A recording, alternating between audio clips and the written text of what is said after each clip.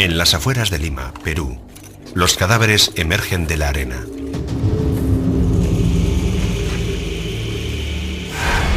Tienen heridas terribles.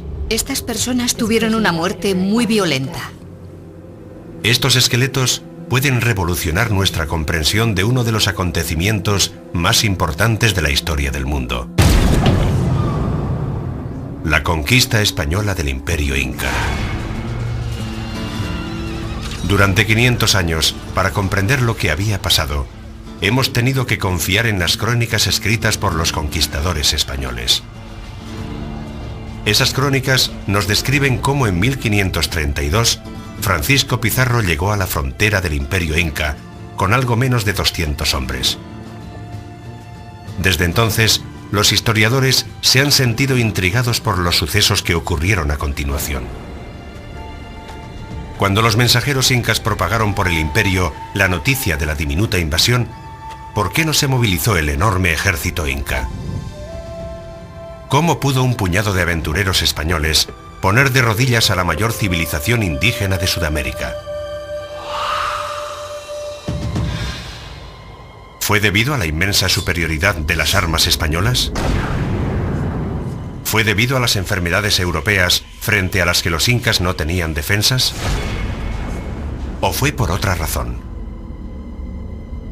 Puede que la respuesta esté en estos esqueletos. Por primera vez, la ciencia puede abrir una ventana a los acontecimientos reales de la conquista del Perú. Los descubrimientos son asombrosos. Creo que estamos ante la primera herida de bala del Nuevo Mundo. Una historia de conquista jamás contada.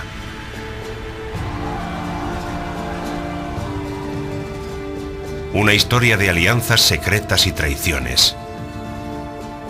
Una gran acción encubierta que ocurrió en el siglo XVI. La historia de la gran rebelión inca.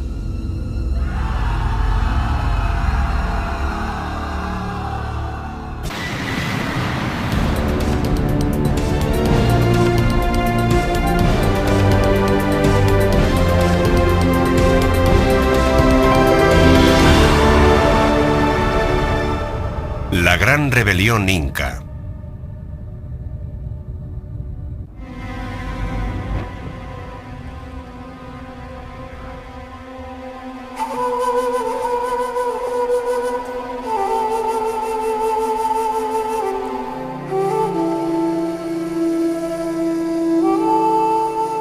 Durante 3000 años, las montañas de la costa del Perú albergaron a la civilización más avanzada de América del Sur.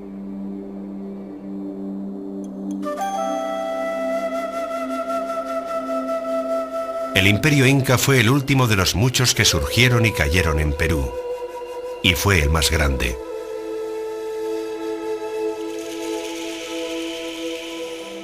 Los incas eran los romanos del Nuevo Mundo. Ingenieros y constructores sin igual, crearon el Machu Picchu, el sistema de carreteras más complejo de América, e innumerables obras maestras en oro. Pero el mayor talento lo tenían como conquistadores. En el siglo XV lo usaron para conquistar toda la región andina. Los fantasmas de aquel feroz imperio inca todavía rondan por la capital del Perú moderno, Lima.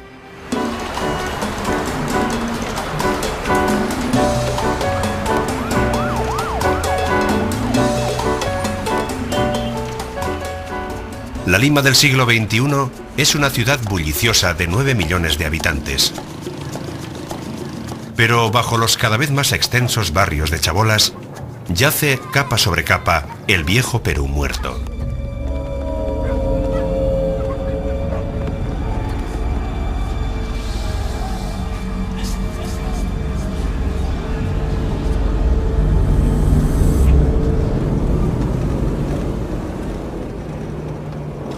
Durante más de 20 años, arqueólogos peruanos y el delegado de National Geographic, Guillermo Koch, han trabajado para desvelar los misterios de estos cementerios indígenas.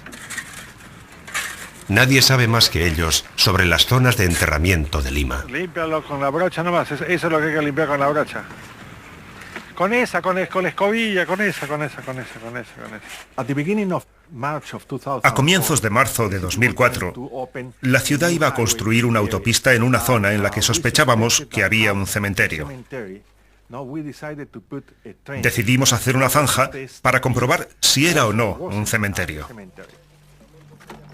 El yacimiento que Guillermo estaba investigando era una colina sin aparentemente nada especial, situada a las afueras de Lima, llamada Puruchuco. Se puso a trabajar con su colega de muchos años, la arqueóloga Elena Goicoechea. Hola, Willy.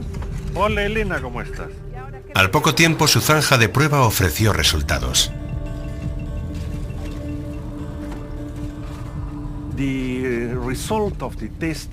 El resultado del sondeo fueron unas 20 tumbas en una zanja de 2 por 8 metros.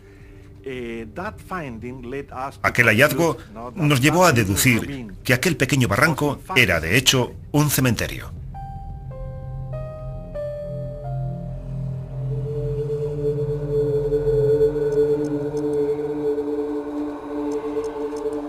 Al principio el cementerio de Puruchuco parecía muy similar a otros que Willy y Elena habían excavado.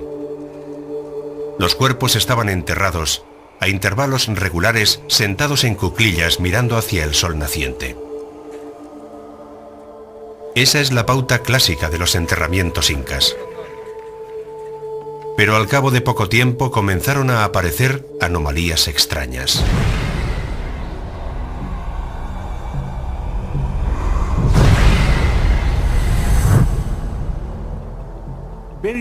Poco después de comenzar la excavación, descubrimos que había varios individuos que no se ajustaban a lo que llamaríamos el patrón de enterramiento estándar. En las capas más bajas del cementerio, todo parecía estar como Willy podía esperar en un cementerio inca bien organizado. Pero en la parte superior, había una capa de cadáveres enterrados cerca de la superficie que no se parecía a nada de lo que él y Elena habían visto hasta entonces. Sí, porque la proyección del fardo va... El cadáver se extiende hacia este lado. Mira hacia el oeste. Normalmente debería mirar en esa dirección, este. La orientación está mal, igual que en los otros. Cuantos más cadáveres descubrían, más sorpresas encontraban. Se habían arrojado cuerpos de forma caótica, encima de los cadáveres del cementerio tradicional inca.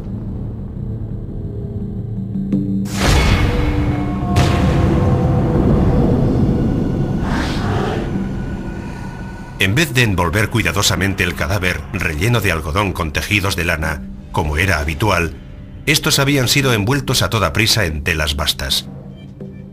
Estaban tendidos sobre el costado o la espalda, algunos boca arriba, algunos hacia el oeste. Ninguno estaba acurrucado y mirando hacia el este, siguiendo la forma tradicional inca. Era evidente que no habían seguido los rituales de enterramiento. No tenían ofrendas adecuadas. La pregunta era, ¿por qué habían enterrado a aquellos individuos de forma tan inusual?